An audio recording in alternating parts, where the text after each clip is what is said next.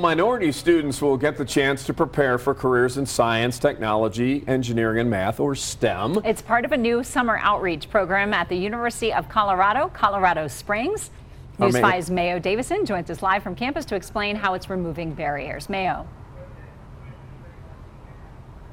Yeah, the university plans to offer 24 high schoolers and for the program. It was created by a UCCS undergraduate student who wanted to remove barriers for kids who didn't have the resources or funds to pursue STEM fields.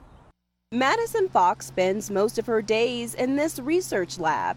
Her passion is biochemistry, but it's also spreading awareness for STEM. Some of these high schools, I was very surprised to hear that they don't have the best labs, and they don't have the best science programs, and I find that so sad. It hits close to home since many of her classmates and father did not have the same opportunities. He became a dentist, actually. He had a very complicated childhood, and I thought if he could do it, anyone can do it. That's why she decided to create a STEM outreach program with the help of UCCS. They'll be experimenting with some enzymes and some proteins, and then they'll transition into some biology labs where they'll be looking at gene expression and how we can grow yeast and bacteria. The 3-day summer program aims to remove barriers for minority kids. By increasing minorities and women or underrepresented groups in those professions, they can help to fill that gap.